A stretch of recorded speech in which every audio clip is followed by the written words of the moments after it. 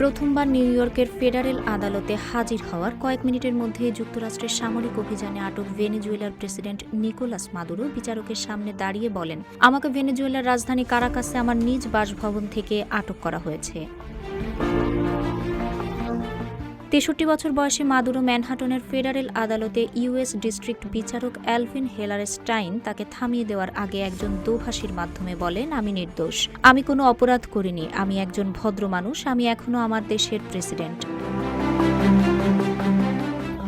মাদুরোর স্ত্রী সিলিয়া ফ্লোরেসও আদালতে নিজেকে নির্দোষ দাবি করেছেন। আদালত আজকের শুনানি শেষে পরবর্তী শুনানির তারিখ নির্ধারণ করেছেন ১৭ মার্চ।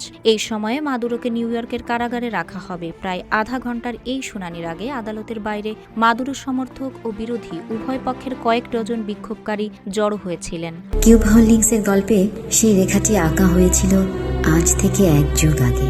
নকশাই আমাদের ভাষা। Cube holdings limited.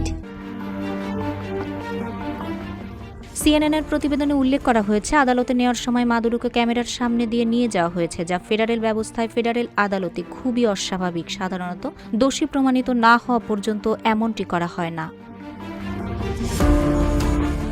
নিউ ইয়র্কের আদালতে মাদুরোর বিচার শুরুর আগে ম্যানহাটন ফেডারেল আদালতের বাইরে জড়ো হয়েছিলেন অনেকে। তাদের একটি দল মাদুরোকে আটক করায় বিক্ষোভ প্রদর্শন করেছে, আরেকটি দল উল্লাস করেছে। ৫ জানুয়ারি স্থানীয় সময় সকাল ৭টার কিছু পরে ব্রুকলিনের একটি আটক কেন্দ্র থেকে মাদুরো ও তার স্ত্রী সিলিয়া ফ্লোরেসকে সশস্ত্র পাহারা একটি হেলিকপ্টারে তোলা হয়। সেখান থেকে তাদের ম্যানহাটনের ফেডারেল আদালতে নিয়ে যাওয়া হয় এবং দুপুর ১২টায় তাদের প্রাথমিক শুনানি শুরু হয়।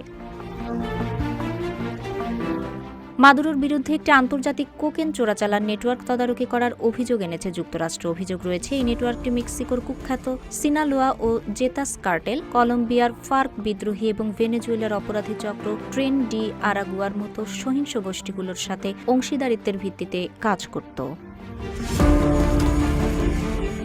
তাহেরা আক্তার, রূপালী বাংলাদেশ।